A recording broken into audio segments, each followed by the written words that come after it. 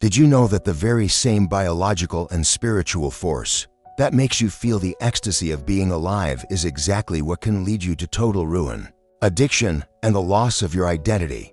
There is a secret that modern psychology tries to hide with superficial diagnoses, but which Carl Jung unveiled decades ago.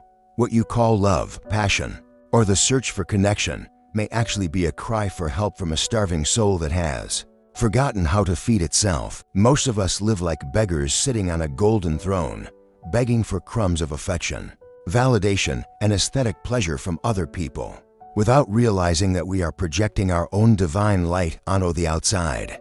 And the price for this is high. The price is becoming an emotional slave, an addict to sensations, who needs ever-increasing doses just to not feel the unbearable emptiness of being alone. But what if I told you that this addiction is not a mistake, but a map? What if your obsession is actually the key to your liberation, if you know how to turn it? Today, we are going to dissect the lover archetype, not the romantic version from the movies, but the visceral, dangerous, and transformative version that inhabits your unconscious. If you are tired of repeating the same cycles of euphoria and depression, of falling in love and being disappointed, this video is not just content, it is an intervention. Before we descend into the depths, I need you to make a commitment to your own truth right now. Most people will close this video in the next few minutes because the truth hurts, but you are not the majority. If you want to master this energy instead of being devoured by it, subscribe to the channel now. Hit the like button to signal to the algorithm and to your own brain that you choose consciousness over alienation. And comment below, I seek real connection. Let's see how many of us are truly awake. The lover archetype is the first breath of air the soul takes when it decides that merely existing is not enough. It is the appetite for life. Without this energy, we would be cold machines, fulfilling biological functions, apathetic and gray. It is the lover that makes us stop to smell a flower, that makes us weep at a song, that makes us seek the touch of another's skin. It is the incarnation of Eros, the principle of connection that unites the universe. Jung saw in this energy the manifestation of the divine in matter. It is the proof that the spirit wants to feel the flesh. However, this intensity is a fire without a container. When a person is possessed by this archetype without the ego structure to contain it, they do not live life. They are consumed by it. It is the individual who cannot stand routine, who needs constant stimuli, who transforms existence into a feverish search for magical moments, ignoring that real life also happens in silence and boredom. The blessing of the lover is vitality. The curse is the inability to accept finitude and the limits of reality. Here lies the most dangerous mechanism of human relationships: projection. The lover seeks union with the divine, with the perfect, with the sublime. But since we cannot access this directly within us because we are fragmented, we project this golden part onto another person. Suddenly, that stranger you just met is not a human being with flaws, gas, and insecurities. He becomes the savior, the goddess, the answer to all your prayers. You do not fall in love with the person. You fall in love with the image of your own soul reflected in them. This generates an addictive euphoria, the famous love bombing of the psyche itself. But it is a lie, and like every inflated lie, it does not hold up. When the other person inevitably fails to be God, when they arrive late, when they are selfish, when they are human, the immature lover falls into the abyss of disillusionment.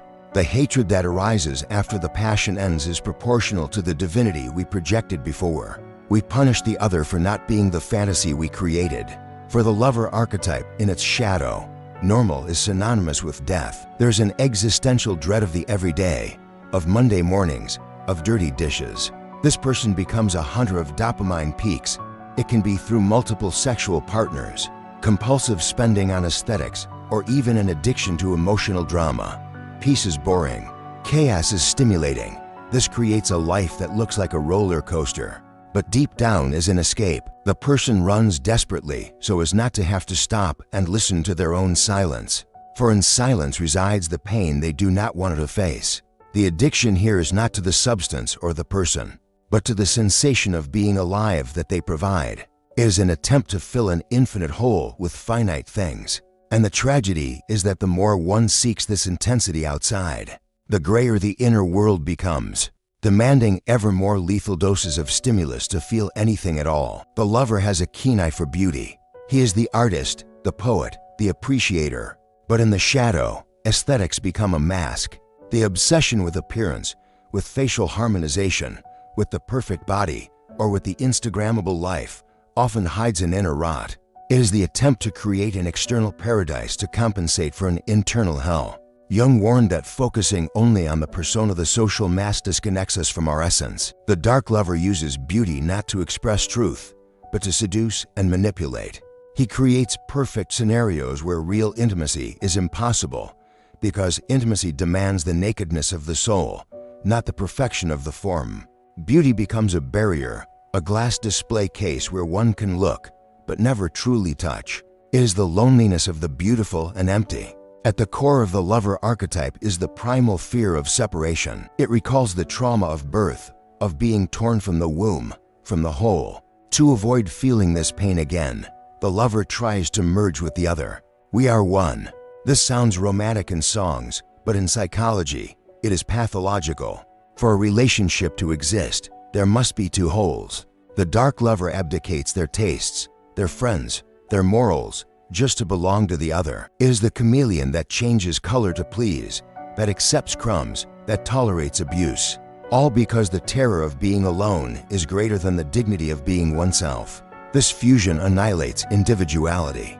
You cease to be the protagonist of your life to be a supporting actor in the life of someone who, often, does not even see you. These are the classic figures of possession by the archetype, the Don Juan and the femme fatale. The Don Juan is the man who conquers 1,000 women but knows none. He is addicted to the hunt, to the moment of surrender, to the proof that he is desired. But as soon as the conquest is made, the spell breaks, and he needs a new muse. He does not seek the woman, he seeks the eternal feminine that no mortal woman can embody. Likewise, the femme fatale uses her erotic energy to imprison, not to connect. Both are tragic figures. They seem to have the power, but they are slaves to a hunger that never satiates. They leave a trail of broken hearts, but the most shattered heart is their own, unable to land, unable to rest in real and imperfect love. The opposite of the lover's inflation mania, euphoria, is not balance, it is deep depression. When the lover's energy is repressed or exhausted, the world loses its color. It is the state of the desert of the soul. Nothing is funny, nothing has flavor. The person feels isolated, disconnected from God and men. Many modern depressions are, in the Jungian view, a strike by the psyche against a life that has lost its erotic meaning in the broad sense of eros or life. If we live only for duty, logic, and work, the internal lover falls ill and withdraws our vitality. The cure is not just getting happy, but reconnecting with what makes the heart vibrate, even if it means destroying the false life we have built. Why is the lover often attracted to those who are not available? Married people, emotionally distant people, or those who live far away. Because distance allows the fantasy to survive. Impossible love is the crack cocaine of the immature lover. As long as it does not materialize, the projection remains intact. Reality cannot spoil what does not happen. This keeps the individual in a state of eternal desire and suffering, which they mistake for deep love. I suffer, therefore I love. Jung would say this is neurosis, not love. It is a way to avoid a real relationship, which requires commitment, routine, and acceptance of the other's shadow. Loving what you cannot have is the perfect way to never have to love for real. The cure for the lover's possession is not to become an ascetic monk, but to develop radical self-love. This is not narcissism. Narcissism is loving your image. Self-love is loving your shadow. It is the capacity to embrace yourself in moments of pain, to be the mother and father of yourself. When you learn to validate your own existence, to find pleasure in your own company, and to see the beauty in your own imperfection, you take the weight of the world off your partner's shoulders. You cease to be a beggar with an empty bowl and become an overflowing fountain. Only then does the relationship cease to be a transaction of needs and becomes a sharing of excesses. The final goal of the lover's journey is the hieros gamos, the sacred inner marriage. It is the union between the masculine and the feminine within the psyche itself. When we integrate our anima, the feminine in men, or animus, the masculine in women, we stop looking for our half out there, Because we become whole inside. The mature lover sees the world with enchantment, but without illusion. He loves deeply, surrenders, but does not lose himself. He appreciates beauty, but knows it is ephemeral. He has found the supreme connection, the connection with the self, with the God that inhabits the interior. And from that point on, all external love is just a reflection, a celebration of that greater love that already exists within. We have reached the end of this analysis, but in truth, we are merely standing at a new threshold. The lover archetype is not something you solve or complete. It is a flame that must be fed with care, day after day, so that it illuminates without incinerating. The truths we have explored here about fusion, addiction, projection, and beauty are mirrors. If the reflection disturbed you, if it hurt, it is because we touched on something alive and pulsating in the darkness of your unconscious. Do not run from this pain. It is the symptom of your growth. Remember that the passion for life is the antidote against the death of the spirit, but it requires a strong vessel to contain it. You are that vessel.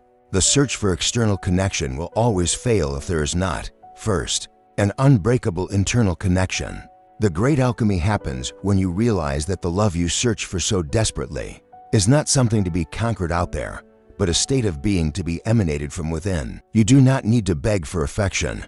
You are the source itself. I leave you with this final image, a symbol to carry through gray days.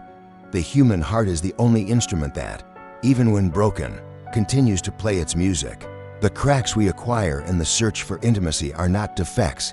They are the crevices where the light finally manages to enter. May you have the courage to love your own scars, for they are the map of your survival and the proof that you dared to feel the world in all its terrible and wonderful magnitude. Now, if something within you vibrated with these words, if you felt the call to live a life that is deeper and less automatic, make this moment a real commitment. Do not let this video be just another piece of digital noise that you forget in 5 minutes. Like this video to mark your presence, share it to awaken others who are still sleeping, and subscribe to continue climbing this mountain with us. Individuation is a lonely path, but we do not need to walk alone. See you at the next level of consciousness.